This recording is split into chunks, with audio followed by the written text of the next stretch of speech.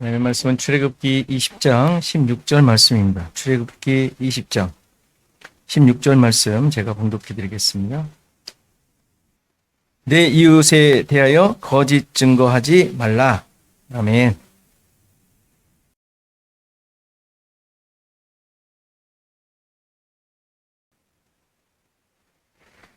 오늘 말씀도 여러분들의 상식과 경험으로 이해해서는 안 되는 구절이라고 할 수 있습니다. 보통 거짓 증거하지 마라 라는 말, 내용을 생각해 보면 마치 법정에서 증인으로 서는 사람이 선서하는 내용으로 이해하기가 쉽습니다. 그렇죠? 굳이 선서 안 해도 우리가 거짓말하고 삽시다 이런 사람은 없으니까 험담하며 삽시다 이런 사람 없잖아요. 그렇죠? 법정이니까 이게 전제를 깔기 위해서 선서를 하는 것이죠. 근데 우리의 양심이 원래가 그렇지 않습니까? 전제가 거짓말하면서 하는 건 아니죠. 가훈이 거짓말하자 이런 가훈은 없잖아. 어느 누구도 이런 것에 대해 너무 상식적이라고 생각할 것입니다.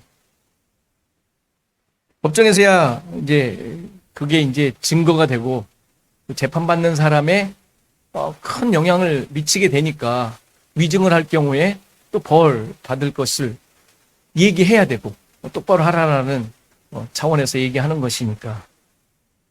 여러분들의 삶 속에서는 거짓 증거, 위증을 한 적이 있나요?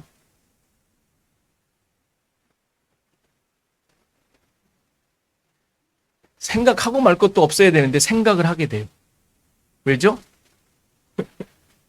우리의 인생이 솔직하지 않기 때문에 우리 스스로가 알아요.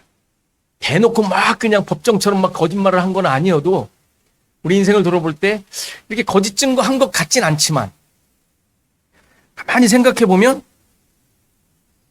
했을 것 같기도 하고 실제로 한 것 같아요. 그렇죠?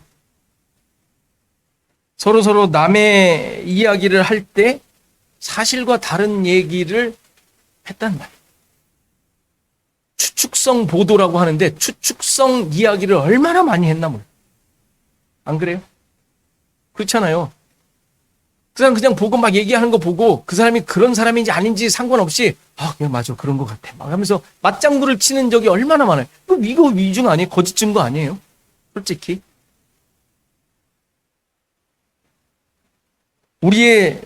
우리의 말이 상황에 따라서 왔다 갔다 해요. 또 어떤 대상이냐에 따라서 이것 또한 고무줄 아닙니까? 자기 스스로에 대해서도 자기의 어떤 표현이나 자기 상황에 대한 내용을 이야기할 때도 어쩔 수 없이 그렇게 한 건데 하나님은 내 사정 다 아실 거야. 이렇게 해서 넘어가는 그리스도인들이 얼마나 많아요. 그렇죠?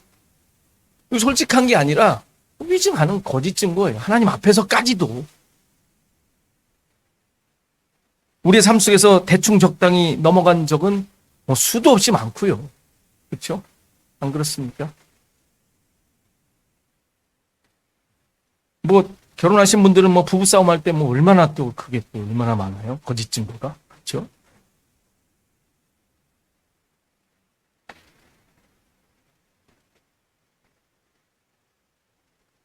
이렇게 웃으면서 얘기할 수 있다라는 거. 상황이 좋으니까 웃으면서 얘기하는 거예요. 그죠? 이 모든 것들이 실은 거짓 증거한 내용.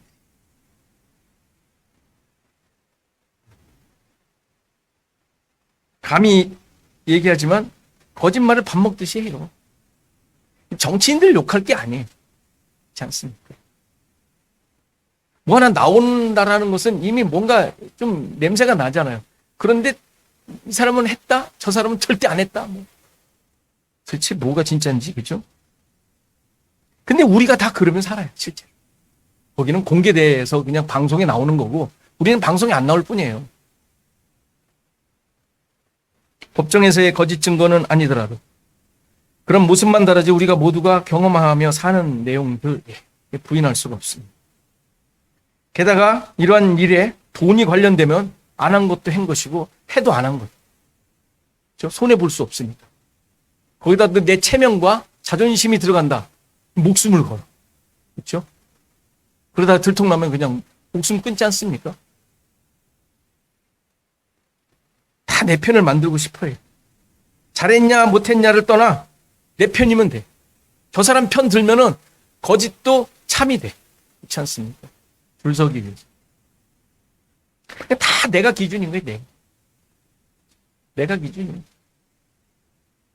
그러니까 이런 모습은 그냥 일반적인 사회 사람들의 그러면 안 된다라는 게 다 있는 거예요. 누구에게나. 이건 무슨 굳이 무슨 법령으로 성경에 이렇게 써 놓지 않아도 누구나 다 그러면 안 되지라는 기준을 다 갖고 있어요. 상식적인 내용이라는 말이에요. 그런데 십계명을 통해 하나님께서 말씀하시는데 이런 얘기겠냐 이거예요. 그렇죠? 그런 얘기일 수는 없잖아요. 설사 그런 것 같이 보이더라도 그렇게 이해하면 안 되잖아요. 성경은 도덕경이 아니잖아요. 인간의 삶의 무슨 원리 이 정도는 돼야 되지 않겠어라는 것으로 쓰여진 성경이 아니잖아요.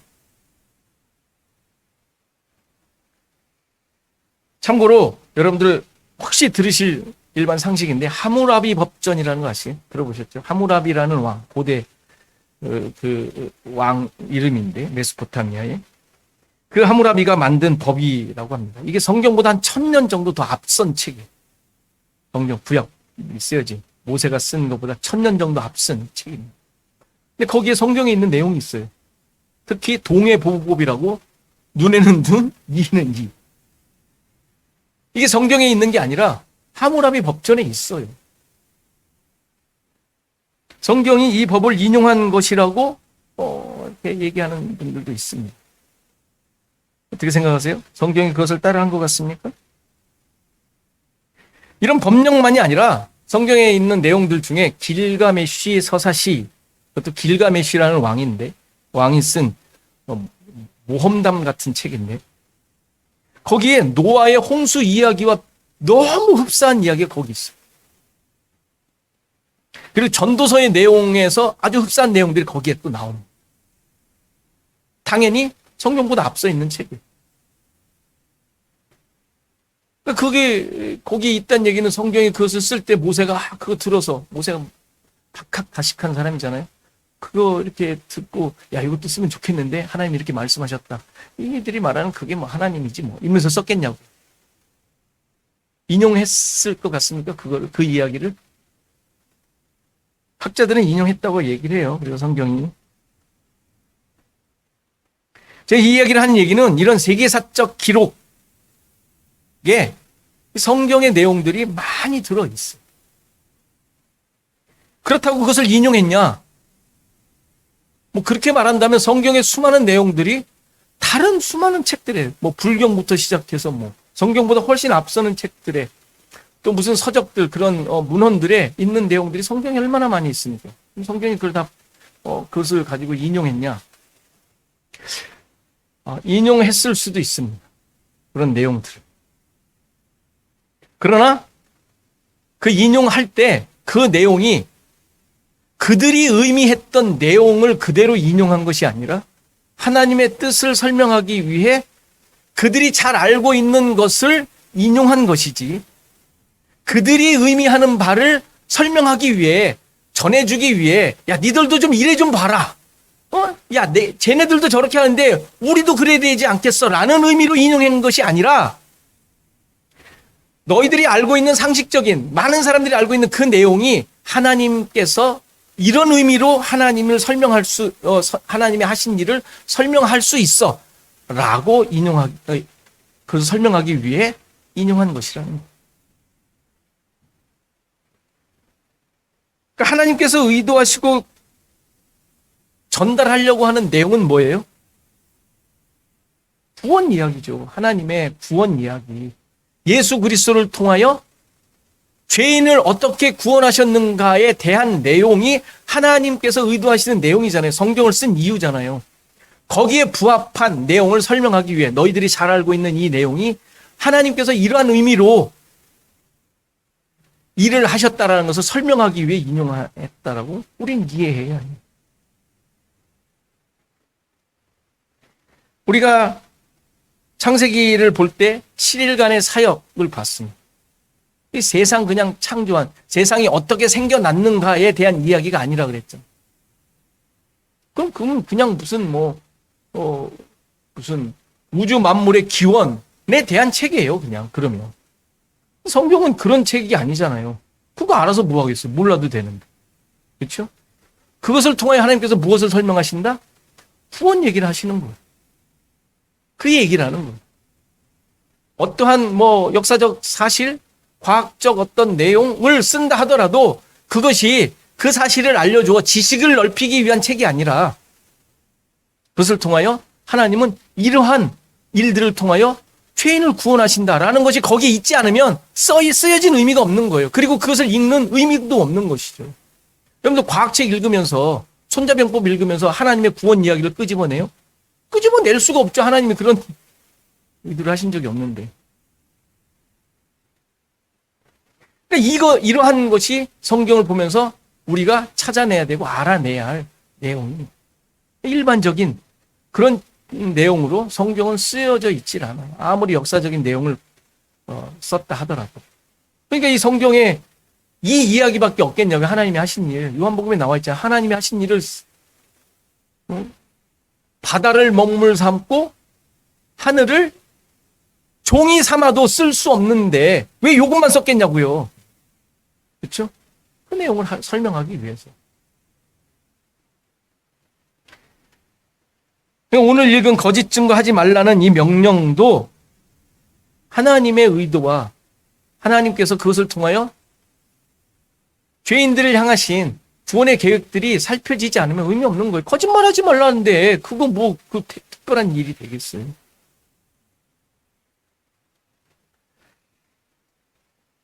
오늘 본문을 보면 내 이웃에 대하여 거짓 증거하지 말라라고 나와 있습니다.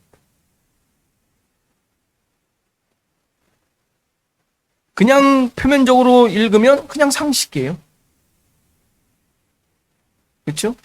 여러분들 혹시 험담은 하더라도 거짓 증거하진 않잖아요.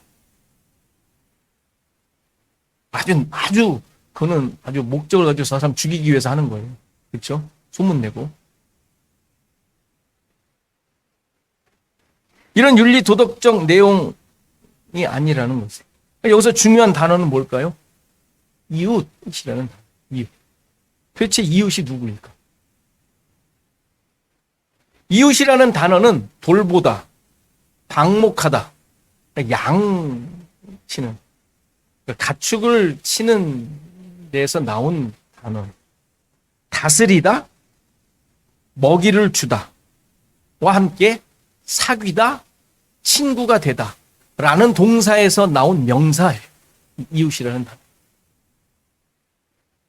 그러니까 이웃, 친구 같은 말인데, 그러니까 이 이웃이라는 자는 돌보는 자, 또는 돌봐야 할 자, 서로가 되는 거예요. 서로.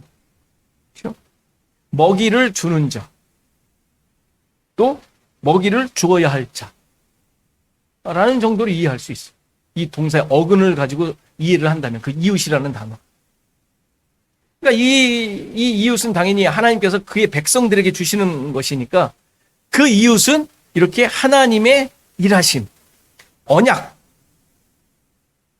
맺어진 공동체 안에서 형성된 관계로 얘기할 수 있어요. 그냥 옆에 사는 그 가까이 있는 나하고 말 잘 통하는 그런 사람을 얘기하는 게 아니에요.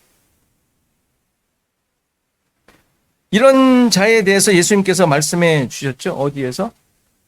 이웃에 대해 예수님께서 말씀해 주신 게 어디에 나오죠? 여러분들 잘 아시는 선한 사마리아인의 비유, 강도 맞은 자의 비유에서 나옵니다. 율법사가 이제 예수님께 물은 거 있잖아요. 영생을 얻으려면 하나님 말씀 잘 지켜라.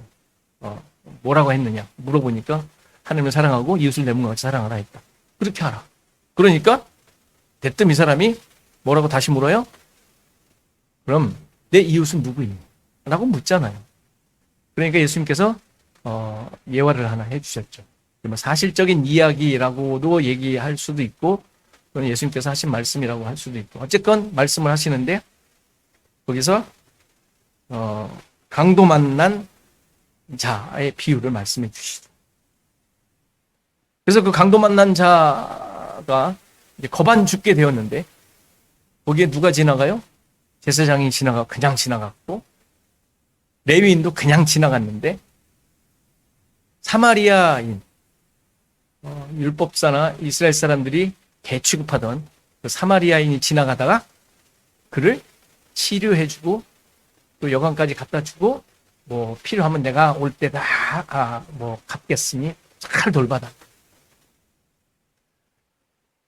그렇게 했는데, 그래서 예수님이 뭐라고 질문해요? 누가 강도 만난 자의 이웃이냐라고 물어요. 예수님께서. 율법사는 뭘 물어봤어요? 율법사에 예수님께 질문한 건 뭐예요? 누가 내 이웃입니까? 라고 물었는데 예수님은 뭐라고 다시 되물어요?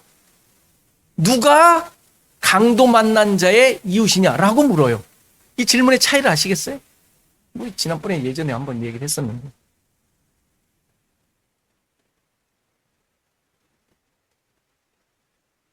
이 비유를 들을 때 율법사는 내가 사랑할 만한, 그렇죠? 이웃이 누구일까라는 생각을 가지고 들었을 거예요. 내가 사랑할 만한 사람이 누굴까? 내가 사랑해야 되는 사람이 누굴까? 가르쳐 주세요. 그 질문을 한 거니까. 그런데 예수님은 이상하게 이 중에 너의 이웃이 누구냐라고 묻질 않으시고, 누가 강도 만난 자의 이웃이냐라고 물으신 것이죠. 그러니까 사랑할 만한 이웃을 생각하고 있었던 사람에게 그 사람의 이웃이 누구냐라고 묻는 거예요. 여기서 그 율법사가 저요라고 대답을 해야 되잖아요. 그렇게 물었으니까 저요라고 해야 되잖아요. 근데 예수님의 의도는 그게 아니라 이 강도 만난 자의 이웃이 누구냐? 난가? 라고 했더니 아닌 것 같아. 그렇잖아요. 이게 혼선이 온 것이죠. 이 율법사에게. 근데 들은 얘기로 말하니까 자비를 베푸는 사람입니다. 도와준 사람이 그 사람이 이웃이겠죠. 라고 대답한 것이죠. 예수님의 질문 의도가 무엇일까요? 여러 가지로 생각할 수 있겠지만 가장 중요한 의도는 너는 사랑할 사람이 아니라는 거. 사랑할 수 있는 사람이 아니라는 걸 얘기해 주는 거예요. 너는 오히려 사랑받아야 할 사람. 누구라고요? 강도 만난 자라고. 내 이웃을 내 몸과 같이 사랑하라고 하셨는데 내가 그거 하겠습니다. 라고 지금 달려들어 예수님께 질문했는데 너는 그에게 사랑할 수 없는 존재야 라는 것을 가르쳐 주시는 거예요. 당연히 못 깨달았겠죠. 이 당시에. 너는 이웃의 도움을 받아야 할 자라는 것을 깨닫도록 예수님께서 질문하시고 그 얘기를 하신 것인데 왜죠? 왜 이 사람은 사랑할 수가 없죠? 왜 못할까요? 율법사니까, 율법 갖고 있으니까. 자기가 기준이 되어야 되는데. 그것을 깨우치려고 하신 말씀이에요. 그런데 율법 가지고 할 수 있는 사람이 할 수 없는 사랑을 말씀해 주시는. 그러니까 예수님께서 말씀하시는 그 이웃이라는 것은 이렇게 목숨을 걸고 도움을 주는 자, 먹을 것을 주며 죽음으로부터 살려내는 자라는 거예요. 그런데 율법 갖고는 할 수 없는 것이죠. 그러니까 지금 예수님께서 이 비유를 하심으로 무엇을 또한 말씀해 주시냐면 너는 그런 자다. 그런데 이렇게 생명을 주고 목숨을 주며 살려낼 수 있는 자는 나야 라고 말씀하시는 거예요.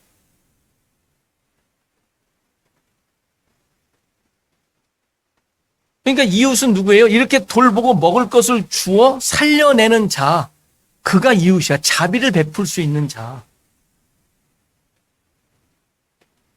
그러니까 예수님 자신에 대해서 말씀하시며 너는 나의 사랑을 받아야 할 자지 네가 용기를 가지고 그 율법 말씀을 가지고 누군가를 사랑할 수 있는 자가 아니라는 것을 말씀해 주시는 거예요. 근데 이웃이 누구예요, 결국은?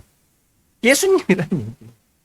네가 이웃이 아니라, 네가 찾는 이웃이 아니라 너는 그런 존재도 못 되고 너는 이웃인 예수님으로부터 사랑을 받아야 할 자야 라고 말씀해 주십니다. 그렇다면 이웃이, 그 친구가 줄 수 있는 게 뭐예요? 이 율법사는 자기의 어떤 행위를 통하여 뭔가 줄 수 있다고 생각한 거잖아요. 근데 예수님은 그게 아니라 너는 그걸 줄 수 없는 자야. 너는 오히려 받아야 할 자야. 그럼 예수님도 받아야 할 게 뭐겠어요, 이 사람은? 진리, 생명이니까 생명, 말씀, 복음이죠. 그걸 받아야 하는. 그러니까 이웃이라는 것은 결국 말씀을 주는 자인 거예요. 그러니까 율법사가 가지고 있었던 것은 자기는 사랑이라고 남한테 줄 수 있을 거라고, 그래서 그 사람이 뭔가 도움을 받을 것이라고 생각했는데 결국은 그가 갖고 있었던 것은 율법인 거예요. 죽은 율법. 남을 죽이게 하는 율법. 그러니까 그것을 버리고 내가 주는 진리, 말씀, 복음으로 살아나야 한다는 것을 가르쳐주고 계십니다. 맞죠? 율법을 가지고 있으면 이웃을 사랑할 수 없다라는 거예요. 이게 참 오해되기 쉬운 말인데, 여러분들 열심과 여러분들의 행위로 남을 기쁘게 할 수 있을 거라고 생각을 해요. 그러나 율법은 사람을 사랑할 수 있는 사람으로 만드는 것이 아니라 정죄하는 사람으로 만드는 거죠. 그렇죠? 하나님 주신 율법의 기능이 그거니까. 정죄예요, 정죄. 사랑을 주고 보듬어 줄 수 있는 도구가 아니라 그 사람의 대상에 대해서, 자기 자신에 대해서 정죄하는 게 율법의 기능이잖아요. 그런데 이 사람은 어떻게 하려고 그랬어요? 그걸로 근사하게 만들어 포장하려고 그러는 거예요. 율법이 잘못 사용되면 그렇게 됩니다. 그러니까 율법을 가지고 있는 자는, 율법으로 사는 자는 사랑을 받아야 할 자지 사랑을 할 수 있는 것이 아닙니다. 그렇다면 오늘 본문, 오늘 말씀, 내 이웃에 대하여 거짓 증거하지 말라는 말씀은 무슨 의미가 되겠어요? 여기서 말하는 거짓 증거는 또 무슨 의미겠어요? 거짓 증거. 지금 이 율법사가 하려고 했던 거, 율법으로 하려고 했던 거, 율법으로 사랑하려고 했던 거, 이게 거짓 증거인 거.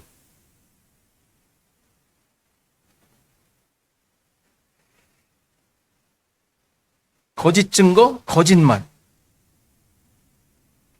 다시 말해서 진리가 아닌 거. 복음이 아닌 거. 율법사가 가지고 있었던 자기의 능력과 자기 기준으로 하나님의 말씀을 행하려고 했던 것. 이게 다 거짓 증거죠. 그죠? 자기가 만들어서 뭔가를 해내어 하나님 앞에 내놓으려고 했던 것. 이게 거짓 증거입니다. 거짓 증거. 제사장과 레위인이 왜 지나갔어요? 왜 지나갔어요? 그 당시에 제사장과 레위인들의 하는 일이 뭐예요?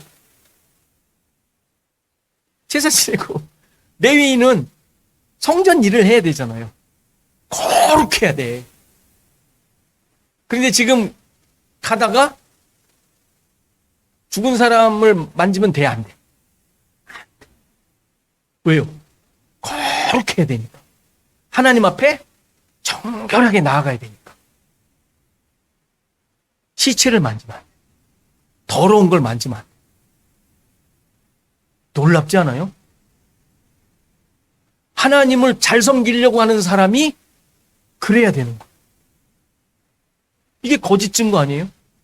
거짓 증거? 거짓 증거하는 거 아니에요?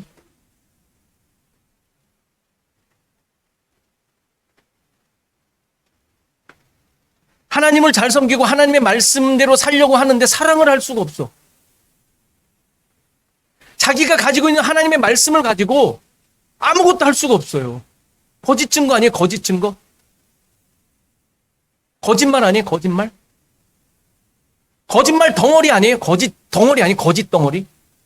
하나님의 말씀을 가지고 사랑을 할 수 없대요. 거짓 덩어리 아닙니까? 그러니까 지금 이 예화를 통하여 율법 사랑하겠다고 하는 너는, 제사장은, 레위인은 다 거짓 덩어리야 라고 말씀해 주시는 거예요. 그러니까 거짓 증거만 하는 그 사람들부터 나오는 게 거짓 증거지 뭐겠어요. 그렇잖아요. 위선자, 거짓 덩어리, 거짓 증거죠. 그들이 무엇을 하든지 다 그거는 거짓 증거예요. 지난주에 도둑질하지 말라는 말씀을 했었는데 도둑질의 의미가 뭐였죠?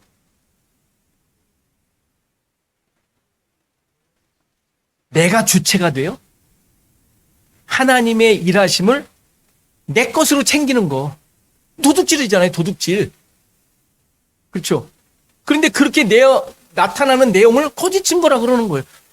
일맥상통하는 거예요. 도둑질이나 거짓 증거나. 왜? 하나님의 말씀, 하나님의 일하심에 대한 거니까. 내가 열심히 지키고 있는 신앙적 기준과 내용들이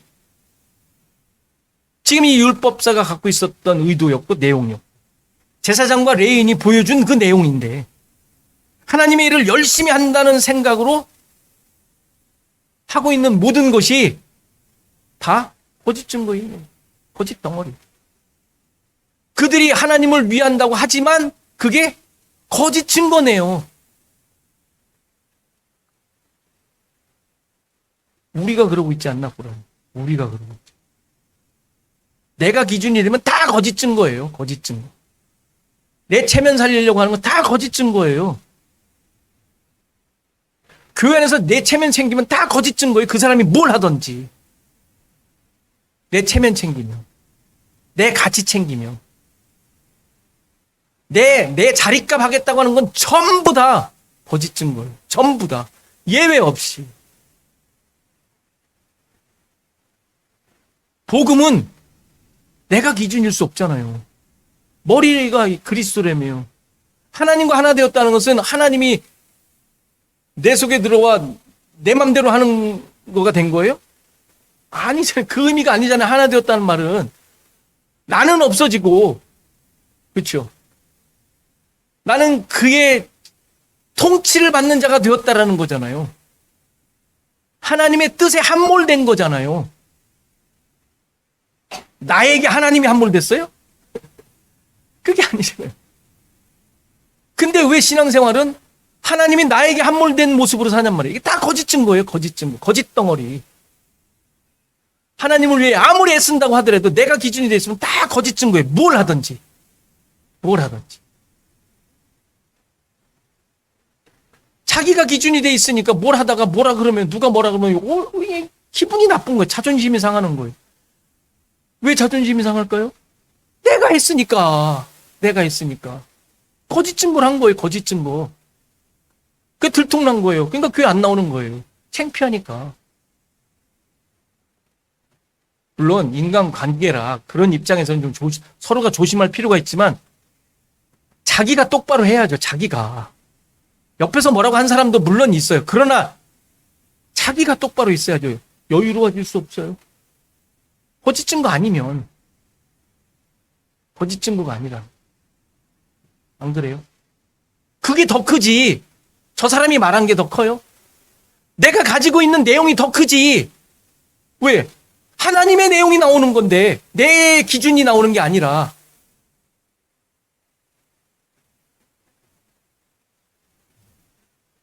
자주 제가 지적하는 거 있잖아요. 그래서 성적표 만드는 거, 성적표. 전 여러분들 성적표 만들고 싶지 않아요. 그렇죠? 얼마나 좋아, 그죠? 이 양반 왜 이러지? 이렇게 했으면 좋겠어요, 여러분들? 뭐 그렇다고 너무 그냥 교회 다니는 분이야, 안 다니는 분 이러면 또 안 되지만 그런 거에 달려있는 여러분들의 신앙의 내용이 아니잖아요. 그렇죠? 그것과 아무 상관이 없는 내가 하나님께 함몰되어 하나님이 머리가 된 예수 그리스도가 머리가 된 그래서 나로부터 나오는 건 하나님에 대한 증거인 것이지 그걸 돌아보는 거 아니에요? 남들이 오해했으면 내가 아직 내 것이 나오려고 그러는구나 이렇게 깨달아야지 지가 뭔데 왜 나한테 그래? 라고 나오면 지가 뭔데는 니도 그런데 그렇잖아요. 그렇게 따져지는 거예요. 결국은 거짓 증거를 하고 있었던 나는 증거 아니에요? 물론 자유로울 수 없어요. 제 얘기일 수도 있고요. 뭐 느낀 얘기 자유로울 수 없지만 그렇게 자기 자신을 계속 보는 훈련을 해야 될 거 아니에요. 이 이후로 거짓 증거에 대한 내용을 알았으니 내가 그러고 있는지 아닌지 계속 돌아보세요. 이제 진짜 훈련해야 되지 않겠어요? 예수님에 대해 거짓 증거, 내 머리가 예수인데 예수님에 대하여 내가 거짓 증거하고 있으면 안 되잖아요.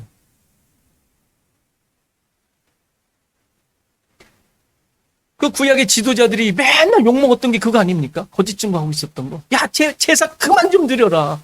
그 사람들 얼마나 열심히 드렸어요. 다 했는데 일주일에 2번씩 금식하고. 다 했잖아요. 근데 욕먹었지 않습니까? 거짓 증거하고 있으니까. 하나님이 토해버리신다고 그랬잖아요. 우리 교회에서 지금 이 시대에 성령의 인도를 받고 늘 말씀과 기도로 우리 자신들을 돌보며 나아간다고 하는 사람들이 그러면 안 되죠. 거짓 선지자가 따로 있질 않아요. 거짓 증거하는 게 거짓 선지자지 뭐. 그렇지 않습니까? 남을 얘기를 해요. 거짓 선지자 외부에 있지 않아요. 그냥 우리 다 같은 교회라고 하는 사람들이 다 거짓 선지자 되는 거예요. 성경에서 말하는 거짓 선지자는 말씀 갖고 있는 사람들이에요, 전부.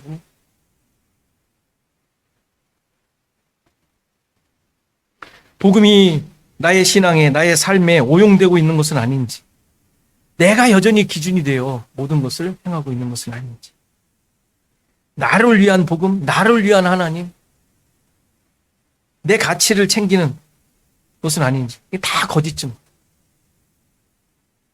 바울이 지적한 대로 바울의 말로 바꾼다면 다른 복음이에요. 다른 복음. 다른 복음.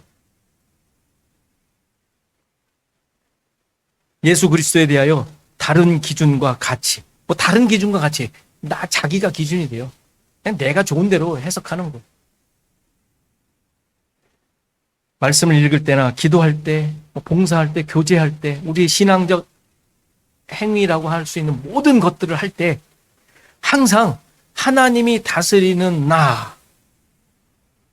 그 나라에 살고 있는 백성이라는 사실을 잊지 않으셔야 돼요.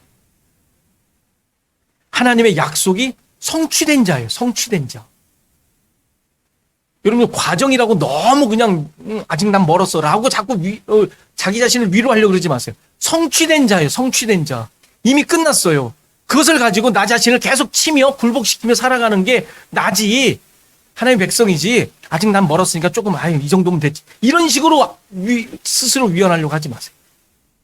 성취된 자예요. 약속이 성취된 자. 진리가 된 자예요. 진리가 된 자. 진리가 뭔지 알잖아. 예수 그리스도가 머리가 된 것이 진리가 된 자예요. 내가 지체라는 거. 이 사실을 잊지 마십시오. 오해가 생깁니까? 오해가 생기거든 이 사실만 기억하세요. 그리스도가 머리인 자. 이것이 이웃에 대하여 거짓 증거하지 말라고 말씀하신 내용이 이루어진 거예요. 지금 어떻게 할 수 있는 자들이 아니에요. 그게 이루어진 자예요. 하나님께서 약속이라고 그랬죠? 이 10계명 다 약속이라고 그랬어요. 약속이 성취된 자예요. 그렇죠? 진리가 됐으니까.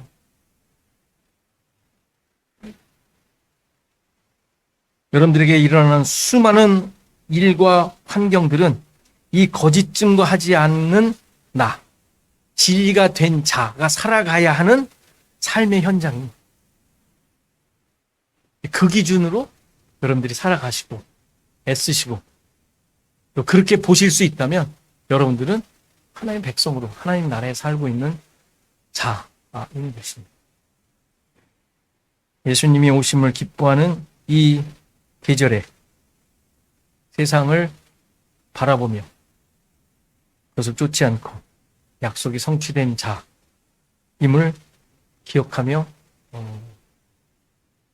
기뻐하시는 기예틀 주원학교의 성도들 되기를 간절히 바랍니다.